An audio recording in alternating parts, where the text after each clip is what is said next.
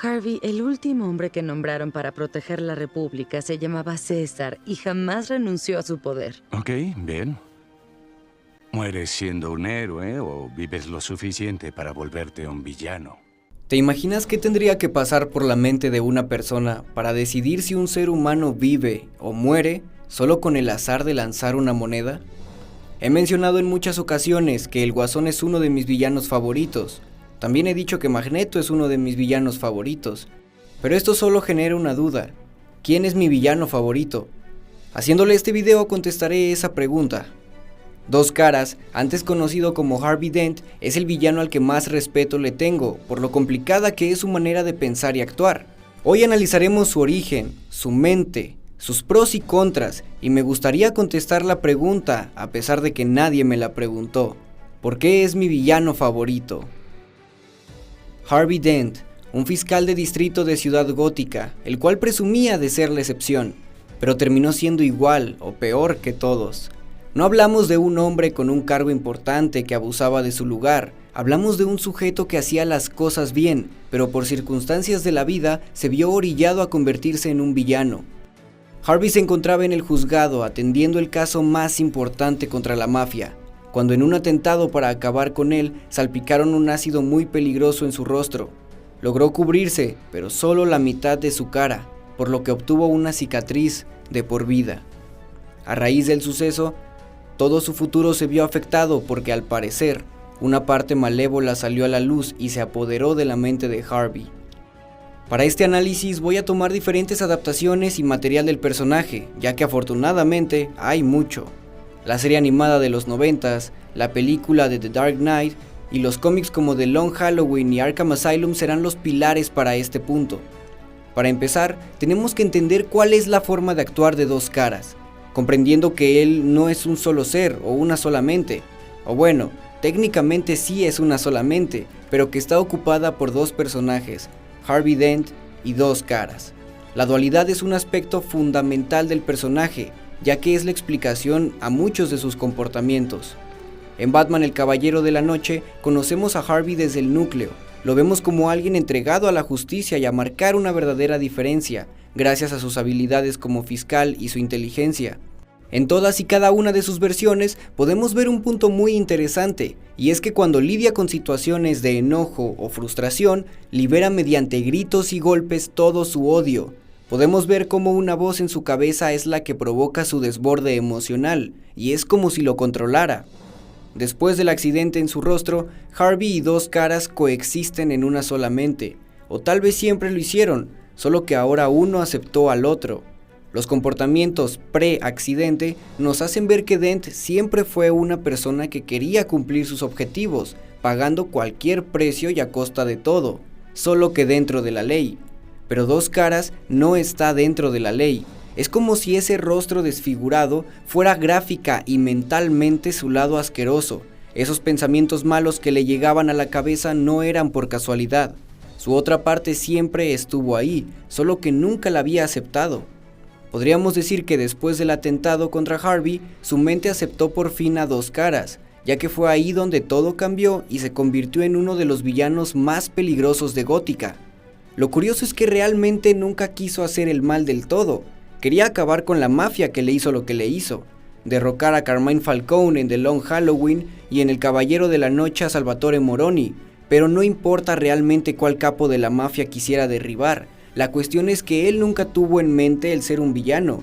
Quería cumplir su objetivo, ya que si lo vemos en retrospectiva, eso es lo que quería desde siempre, solo que ahora como Dos Caras, él no tiene un código que seguir, y es por eso que Batman y Gordon lo persiguen. Un punto que no había mencionado es la relación tan cercana que tenía el villano con el murciélago y el comisionado. Se podría decir que estos tres eran los jinetes que iban a liberar a Gótica de la delincuencia, y estuvieron muy cerca, hasta que uno se fue por el otro lado y complicó la tarea. Siento que este punto es bastante importante por dos razones. Nos hace ver que efectivamente él fue parte de los buenos durante mucho tiempo, y segundo, que él realmente no odia a Batman.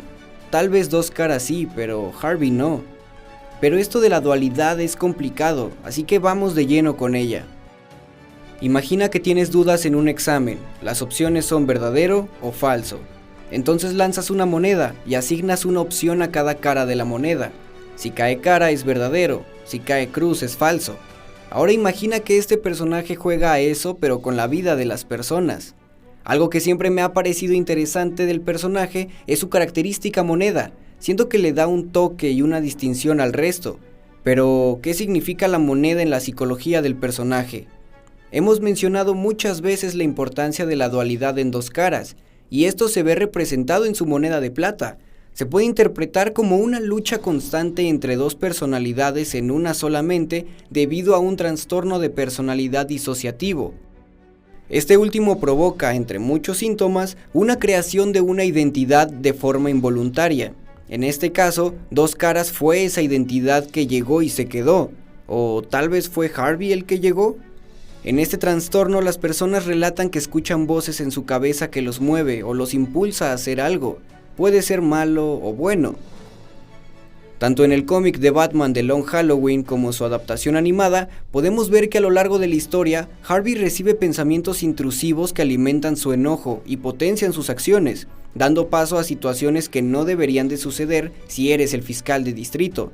Como en The Dark Knight, por ejemplo, cuando Harvey en todo uso de razón se llevó a uno de los seguidores del Guasón para interrogarlo, y al ver que no decía nada, puso la vida del hombre en el giro de una moneda. Al principio la moneda había salvado al sujeto, pero Dent no estaba satisfecho, y lanzó la moneda otra vez, solo que Batman logró llegar a tiempo y lo detuvo de hacer una estupidez. Con esto nos podemos dar cuenta de que en un solo ser coexisten dos identidades que en principio se podrían denominar como opuestos, pero que analizando el comportamiento de una y comparándola con la otra, nos daremos cuenta de que no son tan diferentes. Ya hablamos un poco de lo que es su forma de actuar. Llegamos a la conclusión de que su moneda es lo que le ayuda a decidir, pero Grant Morrison, un escritor legendario de los cómics, tomó ese distintivo y lo convirtió en su mayor debilidad. Ahora sí vamos a entrar en el cómic responsable de que este video exista, Arkham Asylum, un cómic de Morrison y dibujado por Dave McKean. Tal vez unos cuantos lo han leído, tal vez otros no. Si eres de los que no, te recomiendo muchísimo este cómic, pero pasemos a lo que nos importa. Para no dar spoilers de más, aunque realmente les adelanto que sí van a haber varios spoilers, trataré de ir al grano.